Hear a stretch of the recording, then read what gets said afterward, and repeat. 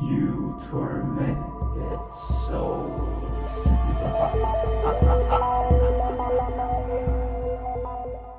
Sound effects in this podcast is brought to you by Festlian Studios, BattleBards.com, and Pro Sound, and some of them are made by the Dungeon Master himself. This show is R-rated, so everybody, be advised. Hey guys, and welcome back to the show. Now I am excited about this episode because this is the first episode that exceeds the pre-released season. Now of course, if you are one of our Patreons, you have already heard this episode before, which was only exclusive for the Patreons in the first pre-release season. But now it's officially released for both you and me and everyone else who wants to listen in. And I'm excited to see how it's all gonna turn out. Now, of course, we are all infected by these horrific corona times, so I'll do my best to try to get an episode out each week, guys, but I am a father, I have a family, I have 2 jobs, and this is a hobby, a side mission for me to do, but you know what? I'll put a very good effort in for you guys. Of course, if you want to support a guy like me, be welcome to do so. You can join the Patreon program or just leave a comment. Or a like or a review, anything will be helpful, guys. Anyway, let's go on with the show. This is episode 9. Today's episode we're going to follow Zovan Wilferin, played by my brother Joshua Johansson, but first we're going to stop at Camp Lore.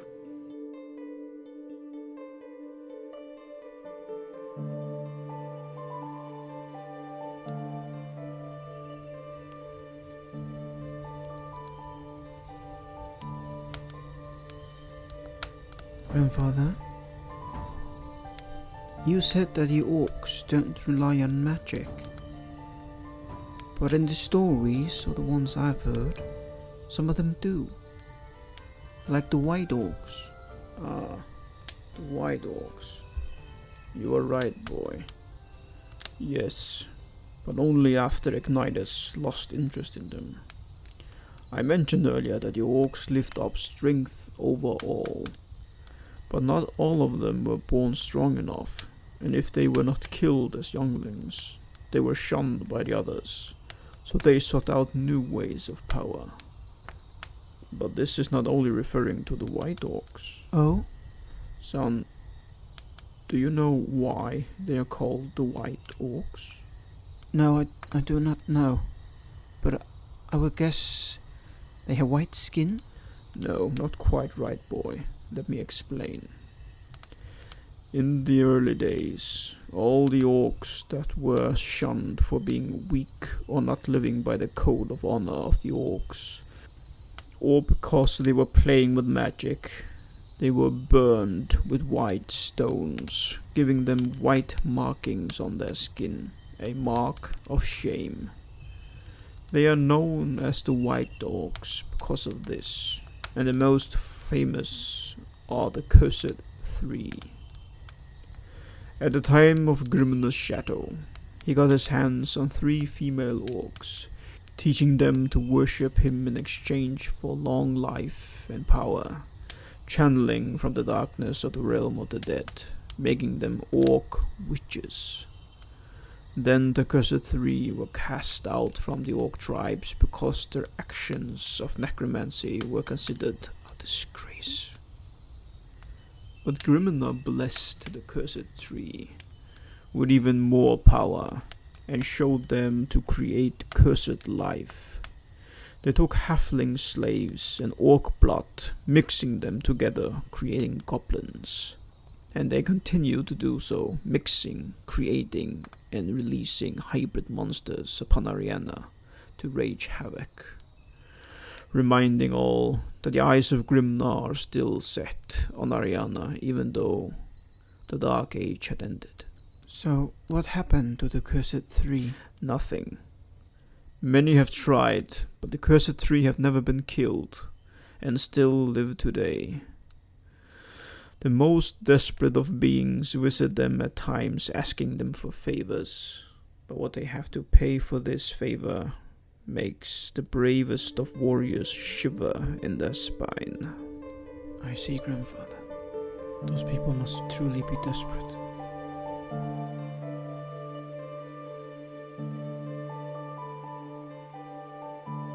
And this was another stop at Camp Lore. And now we're going to continue our Zovan session. I think it's worth to mention that when we play the session, the D&D game with Zovan, we're playing one-on-one. John Ottnarsson playing the Dungeon Master and Kjartan Johansson playing Zovan.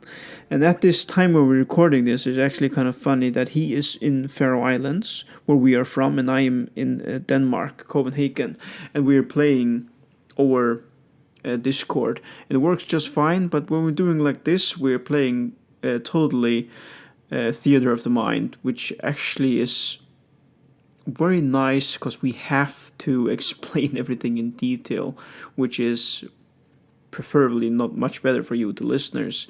And I feel myself lacking that a little bit when we're playing the live games, because I'm so into the live game and I almost forget sometimes that I am recording and making it a podcast.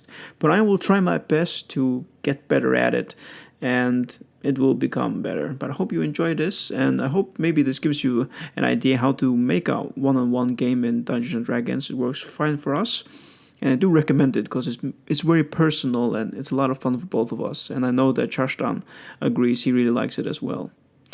Anyway, let's continue on Zovan. Last we left Zovan, he had left Victor and Hadarai in Ronin, for he felt a greater calling, one he had to do on his own.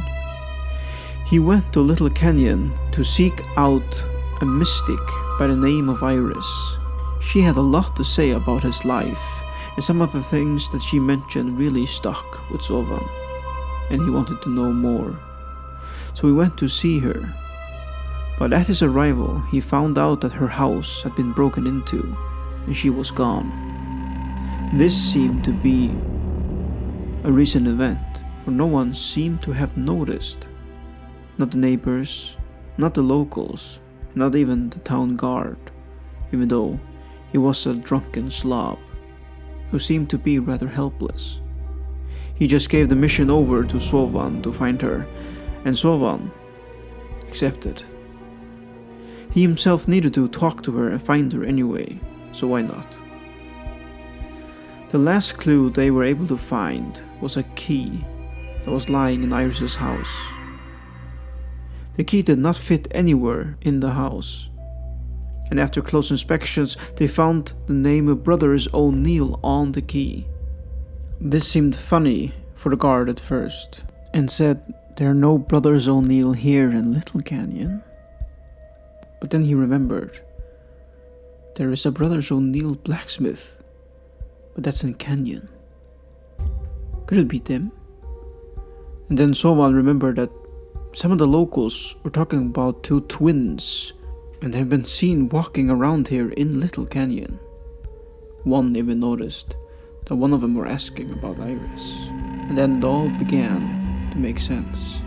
Now, Canion is a larger village to the west, and now he is making himself ready to go there to find out what happened to Iris. And here is where we're gonna continue our trip.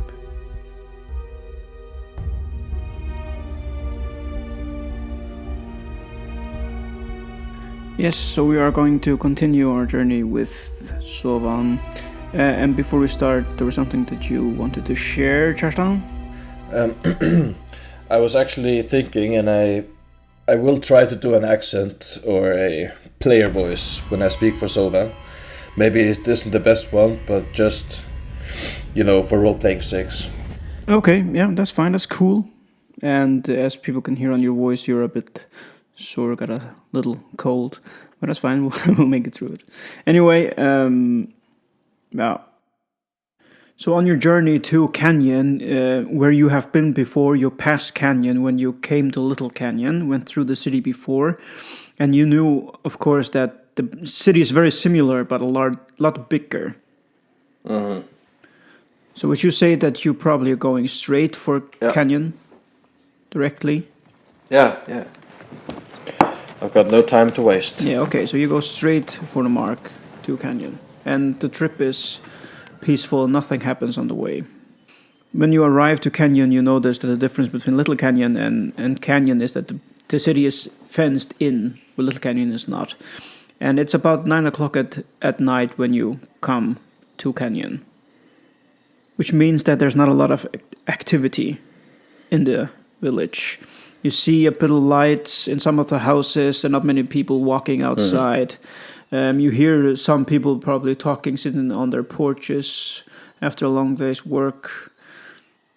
A couple of people walking out, getting a bucket of water out of the well. Well, the first thing I'll do is, Yeah. if there are any people, I will ask for the brothers O Neal, or for the brothers Neal, Yeah. blacksmith. Can you maybe be a little bit more precise? Because there's not so many people outside at this hour, apart from the people that I said are sitting on the porch or walking to the Oh, okay, well. there are not many outside, I'm sorry. Yeah, of course, I will go to the inn. That seems to be the best place for Okay, yeah, true. Yeah, asking so questions. you go to the inn. You come to an inn called Pour Me Up.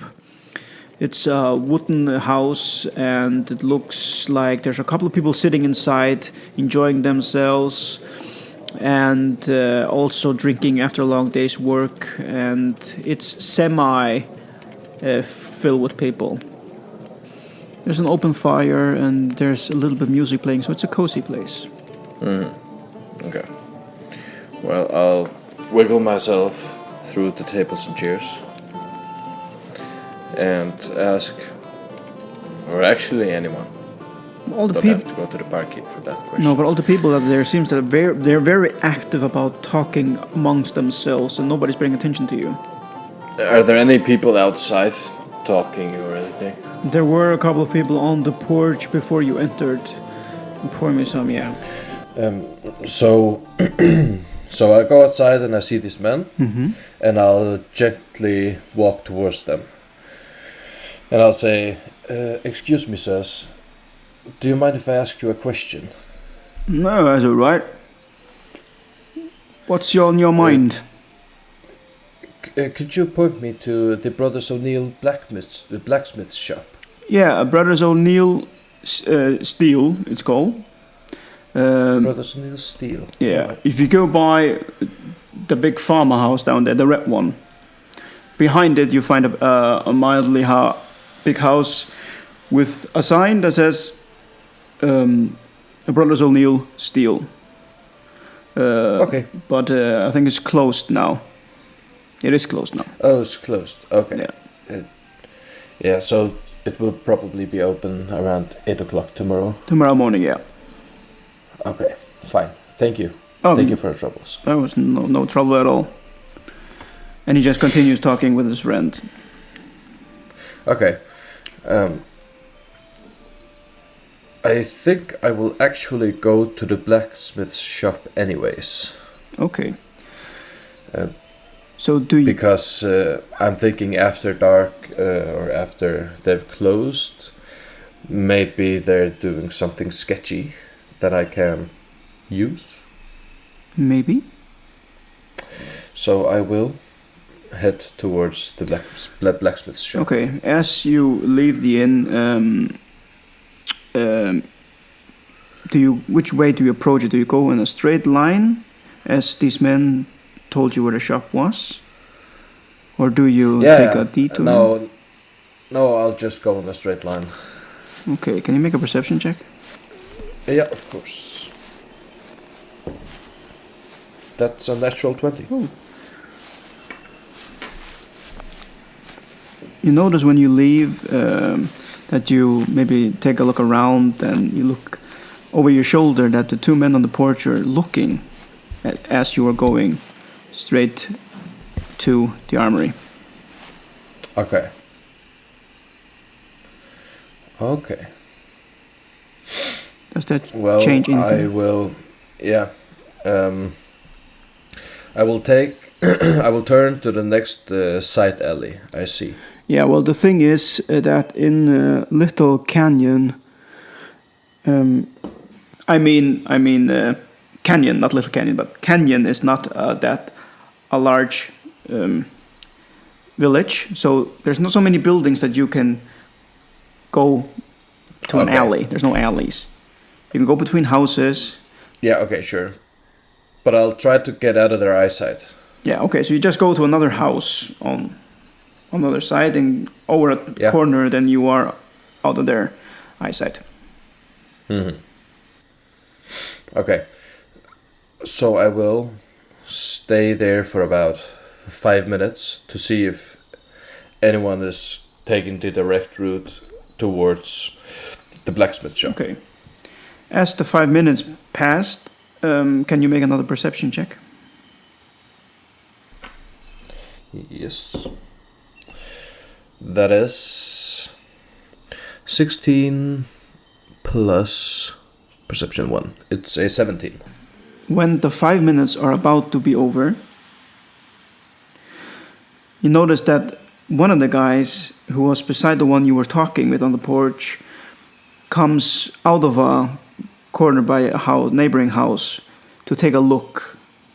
And he just stands there looking at the armory, like he's looking at something. Okay. So there's only one of them Only one of them, yeah, that I see, that you see. and they haven't spotted me yet. No, doesn't look like it. They're just looking straight at the house. Okay. You know, just for visualization's sake, am I standing behind them and I'm looking at his back, right? And he's facing the blacksmith shop, right? I would say you're standing on... I would more say that you're looking at the west angle. He's in front of you. You're not straight back line.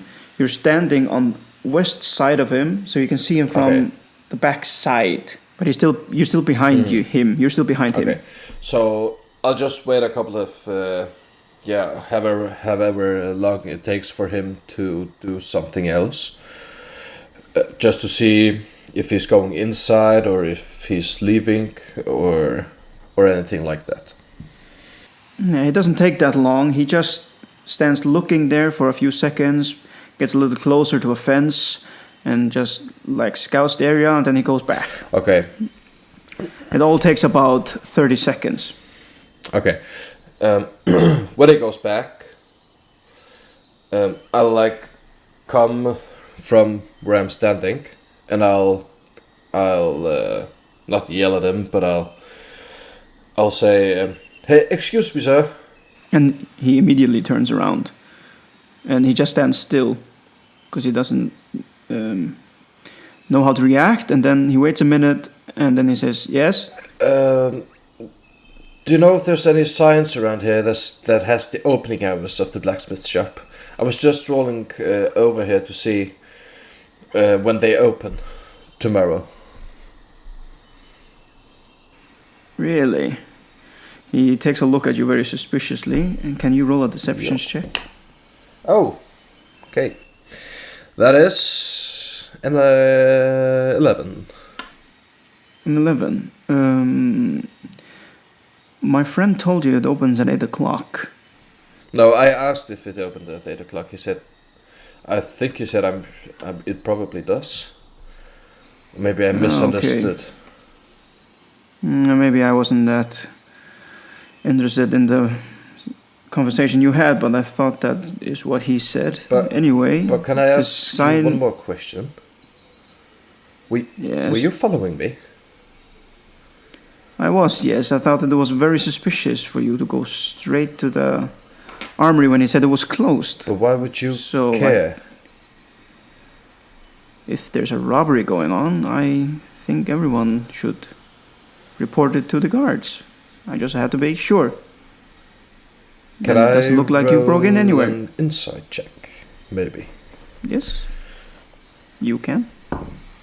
That's an 18 plus 1, 19. He looks very straightforward, like he was just trying to be a good Samaritan. Oh.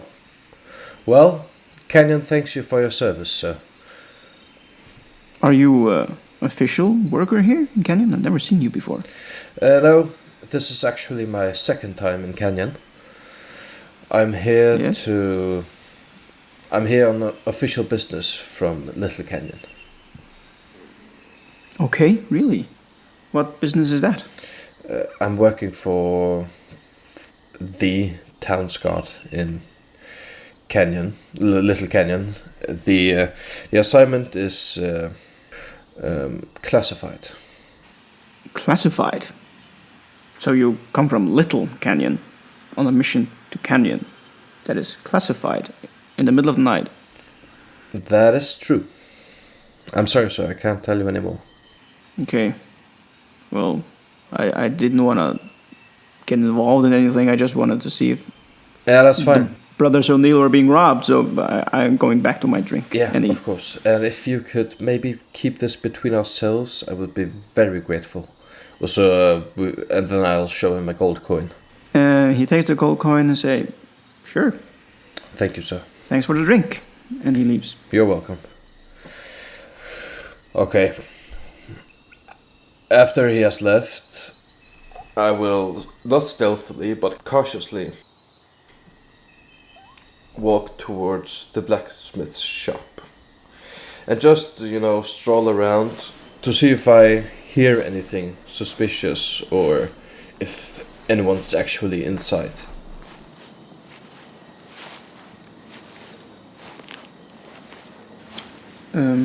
You see, as you approach the Brothers O'Neal Steel Armory, that the house is on a small hill, elevated. Okay. There's a wooden fence around it. And suddenly, as you stand, you see a light in one of the windows. It's a fairly large house. There are 3 windows on each side, and the door is on the south side of the house.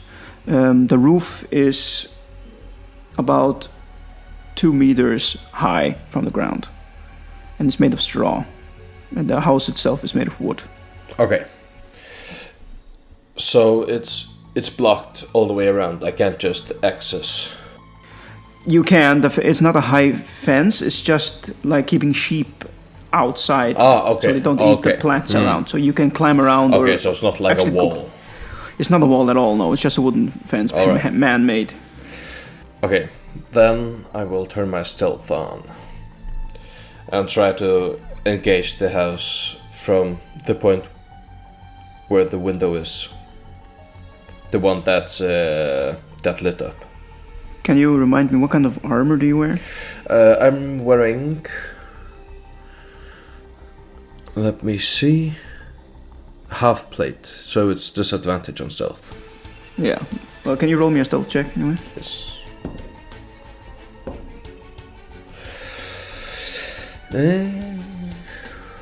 It's a 9. 9.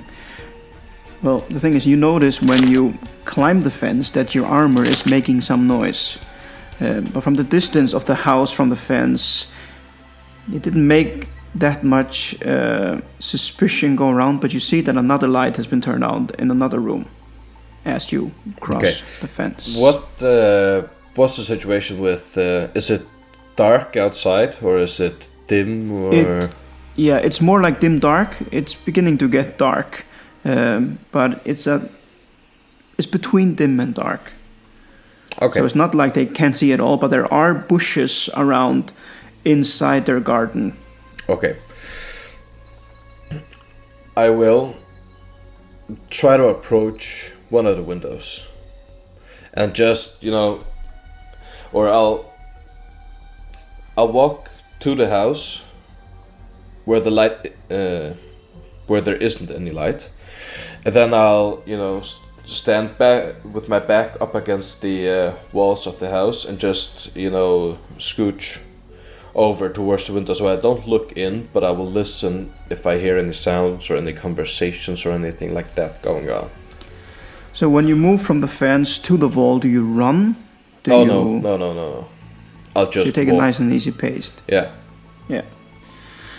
At the time when you come halfway close to the wall, you hear a door open up. Oh shit. And from where you are standing, the door is on just the next side of the wall. Okay. So if I say that the door is on the south side, you are on now the west side. Okay. So you can't see the door, you just heard it open. Okay. From your passive perception.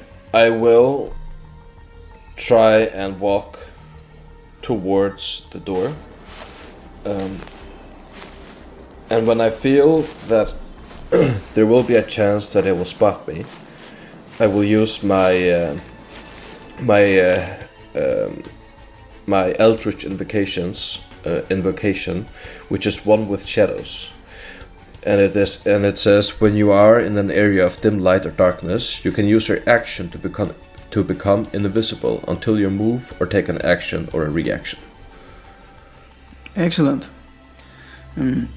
So as the door opens, you see this large, bald man in a green coat or jacket. Yeah.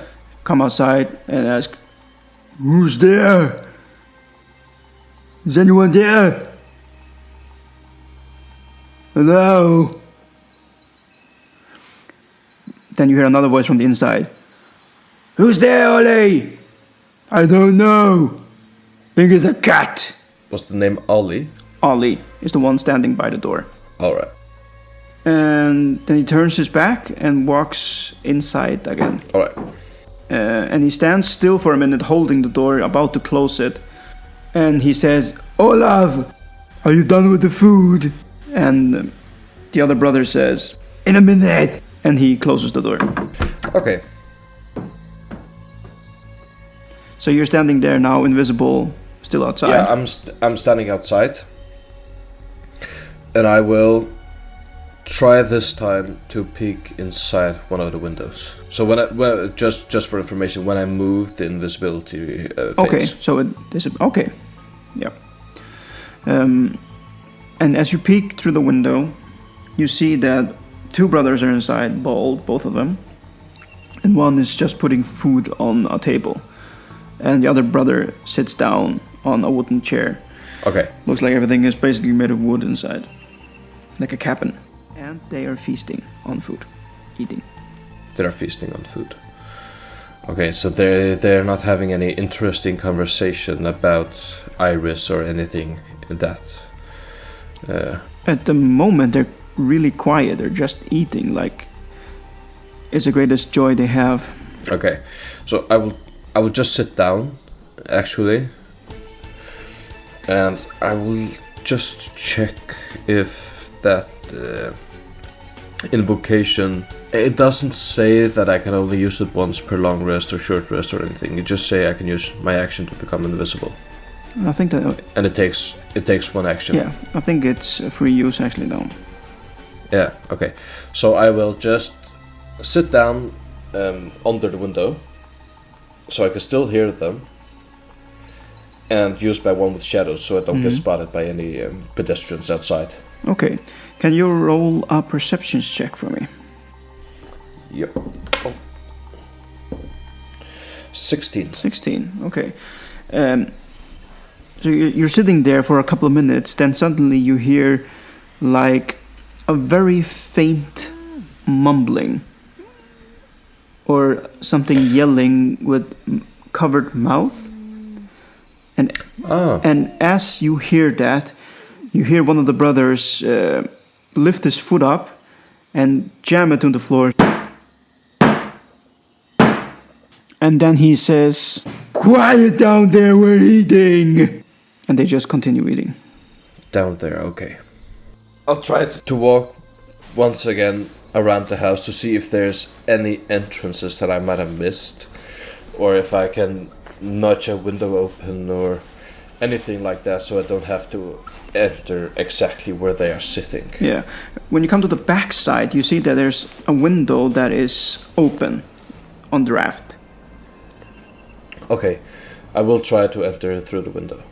Yes, can you roll me a stealth check to see how noisily you are? Oh, that's a 1. That's a 1. Okay. As soon as you grab the window, it makes a large creak, like it needs some oil or something. Mm-hmm. When you lift it up. So what do you do at that instant? I will jump inside. So you roll yourself. Hastily just grab the edge of the window and just jump in. Okay. And after I've come inside, I will try to rush myself to the to stand just beside the door with my back against the wall, and I'll use my one with shadows again. Okay, and as you are crawling out the window, falling down the floor, you notice with your passive perception that it's a bedroom with 2 beds inside, and you just fell between them, and the door is on the opposite side from where you came, so it's just a straight line between cabins and drawers. And you come next to the door, and just as you come to the door and you dissipate, the door opens. Okay, I will try to hold my breath so that I don't make any sounds. And you just this guy is the other brother. He the only way you notice that is because he says, "Ollie, did you hear that?" And then the other brother comes behind him. Wait it. And they both stand still, breathing very heavily. So they are in front of you, right? Beside you in the door, because you said you were beside the door. Okay, they are in the doorway. Yeah, behind each other, and Ollie is Olaf is holding the door, and they're just waiting, like seeing. I will. Just looks like they're waiting. Okay, I will just stand very still and try to keep my cool. Okay, and then the brother from behind is getting impatient and pushes Olaf. Move away! Why are you just standing here? Pushing. And he grabs the window, tries to jam it. Damn window from the draft! What's wrong with you? And he walks by Olaf and slaps him in the head. Oh! Go back to eat. And Olaf doesn't seem like he's saying anything. He just scratches his head. You have to hit me all the time. And he jams the door back to close it, and they are gone. Okay, they will be more cautious now. But this is my only chance. I will try to while I'm there, I'll try to investigate the room to see if I find anything useful, like anything at all. Yeah, roll an investigation check for me. Son of a... That's a 7. It's a 7. Because now it is starting to be dark and the lights are not on in this room, you can't find any specific things except the drawers and the closets and the bed itself, but it all seems like natural things. Okay, yeah, so they wouldn't hide anything in there, of course. Okay. I will try to very gently open the door. Can you, You have to roll a stealth check for me. Yep. Oh my goodness gracious. 3. Okay. Okay, I know this is overusing, but but I'll try to use my shadow, my one with shadows again. I can't see any way else. So as soon as you... Or a better play right now. You try to open the door and the damn thing is squeaking just like the window. And it's very strange because it didn't do that when the brothers opened the door, but they did it very harshly. So you open the door and it squeaks, and as it squeaks, you turn invisible again, as you said. Or do you move before you do it? Mm-hmm. Yeah, I move, of course, to the same area where I was before. Now both of the brothers rise up and come running to the door, and they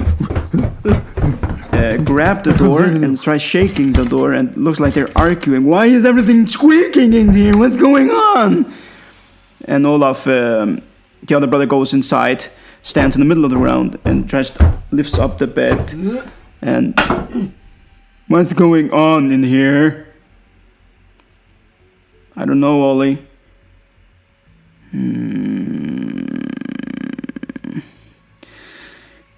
Okay. I will try something now that I might regret. I am going to use hold person on the brother that is holding the bed. And as I do that, my invisibility breaks. So he has to make a wisdom saving throw. A wisdom saving throw. Yes, let me just get a second here. And that's, I'm sorry to say, a 17. Oh, so he saves. Well, that failed horribly. Yeah. So the whole person works like, and he uses it, he knows something happened, right? Yeah, you know, he will know I tried to cast a spell on him. Yeah. And of course he feels like something is coming over him, and he turns around and he looks down at you and says, "Who are you?" I will try to intimidate him by making my eyes spark, or not spark, but glow in radiant light. And I'll say, do not take one more step. And the both of them stand shocked there. And roll intimidation check for me. Yes, I will hold my hand against him, and I'll summon my hexblade and hold my hexblade against the other So brother. as you do that, shadow comes out from your hand in the shape of a blade up to his throat. Roll intimidation. That is 23. 23. He looks terrified. He actually slides down on the ground and says, "Who are you? What are you doing? Don't kill my brother. Are you okay, Ollie?" "I don't know. What do you want?" Let's just say we have some common interests. Where's Iris? "How do you know about Iris?" I don't think that matters right now. How I know? Where is she? Tell me now, or I swear to God I'll kill you both. "Please don't hurt us, Demon Lord." "What's going on, brother?" Tell me! "She's downstairs." You will lead me to her right now. "Please don't kill my brother." I will kill you both if you don't do as I say. "Oh, love." And then the other brother, who's sitting on the ground beside the bed, rises up and says, "Come this way." I will stand behind them both, and I will keep my longsword nudged up against one of the brothers' back. And The one that's behind, okay. of course. Then Olaf looks at you and says, "I need my brother's help to move the table. She's underneath." Of course. Just do it quickly. "He's telling the truth." They go to the table, they lift the table, move it around, and you see that on the floor is a hidden door underneath the table. Mm-hmm. And can you roll a perception check? Yes. 10. 10. You see that Olaf is gesturing to his brother, like pointing at the door in a split second. And I said, no funny business. I swear to God I'll kill you both. "Right, Demon Lord." And at this point, Ollie, which seems to probably have a form of retardation, is crying. "I told you it was a bad idea." And now they're just like holding each other in fear. Open the door, for God's sakes. "All right." Olaf takes the door and smashes open. These are very large men, so they're big, and they almost rip the door off because they're so much in fear at this point. Well, go down there. Okay. And then they move smoothly downstairs. Okay, I will keep a close eye on if they're trying to, if they're making any evading maneuvers, if they're trying to dodge any traps they might have set. You see as they go down that Olaf is trying to stretch his hand underneath the other side of the floor as he goes down. Okay, and as I see him do that, I will just kick him right in the head. and that moves his hand away. Can you actually make a strength check for me? Yep. That's lucky. 19. 19. Okay, so down because he's standing on the stairs downwards. You hit him so hard he actually falls down the stairs, and he falls over his brother Ollie, and they just go rumbling down the stairs until they hit the ground.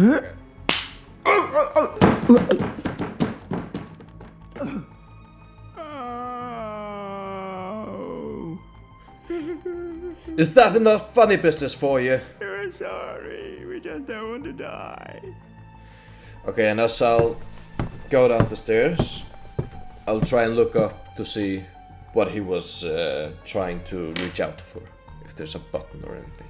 Yeah, when you see that there's a sword. Ah. And the shaft is just hanging outside. I'll take the sword. Okay. I'll go down. Were you reaching for this? And you have a javelin in your hand. Yes, we're just trying to defend ourselves. And Ollie tells Olaf, what have you gotten us into? I swear to God, if you can't control yourself, or if you'll try anything else, I will end you both. Is that clear? Clearly, but you must understand, our business is failing. We're going bankrupt. We need something new. Something new? As So you kidnapped Iris? I don't think it's a bad idea. Yes, we just wanted her to show us how to make the potions. She doesn't want to. Alright. You guys seem decent enough. Just clearly dumb. Do I see Iris in the room? Yeah. When you come a bit closer, you see that she is bound. Foot and hands, and has something around her mouth. Okay. I will take just 1 second. I will take a dagger from my side, and I'll cast light, the cantrip on it, so it will emit light in 10 feet radius. So as light comes around the room, you see that it's basically an empty room where there are a few tools down there. They've been throwing old tools from their workshop, and she's just bound in one corner. Doesn't seem like you can see anything else. No, I'll just walk towards her, and of course I will be cautious if I hear anything from behind. Yeah. And I'll actually turn towards Ollie and Olaf, and I'll say, don't worry, you guys, you seem like decent guys, but I'll have to free Iris because I need her. Okay. I won't hurt you, but if you leave us alone, I'll leave you alone. Will you keep it all a secret then? I will keep it a secret. But we broke her house. And Ollie hits him. Don't tell her that. Oh, sorry. If you promise me that you'll never break the rules again, I will let this slide. Maybe we can make a deal. Maybe we can build her house back, fix it. We're really good. We just have very bad business. Well, that's something you should discuss with her. Yes. So, if you'll mind me for a second, I'll walk towards Iris. Yeah, as you come close to Iris, you remember her. She is a large female. She has dreadlocks. She's bluish in the skin. And she's very skinny. But you remember her this way. Do I know what kind of race she is? You do, yes. She's Fireball. Well, I will release her. Okay. As you take the bandages off, she stands up. It's been taking too long. Where you been, Zovan? I'm sorry, Iris. I've been in Ronan. I just came back here yesterday. So, I'm sorry if you think it took too long, but I did the best I could. Yeah, it'll be alright. You don't owe me nothing. But I do not understand why these fools took me captive. They tried to take my recipes, but I will not give it to anyone. Yeah, I think their business was going bankrupt or something, and they were trying to save it.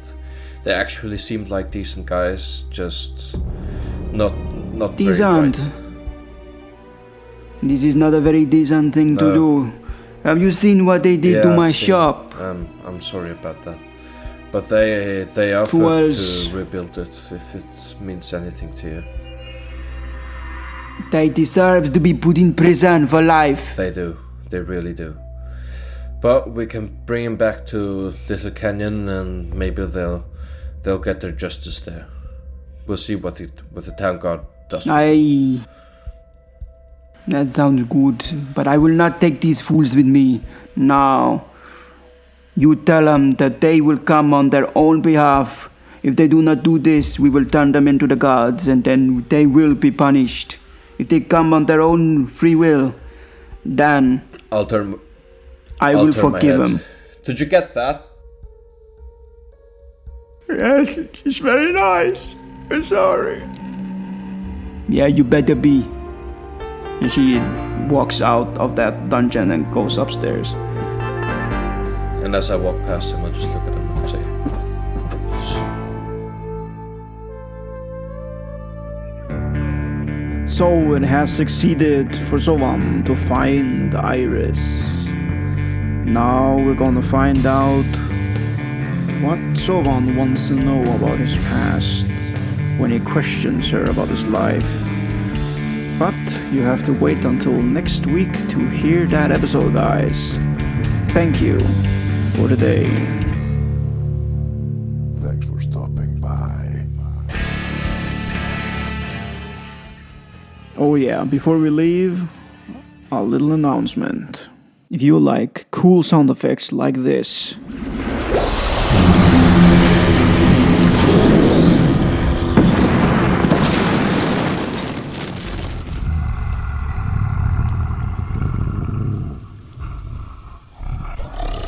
then go to our homepage at nordicdnd.podbean.com or our YouTube channel, where you'll find a link that will take you to battlebards.com, and you'll get a discount on subscriptions.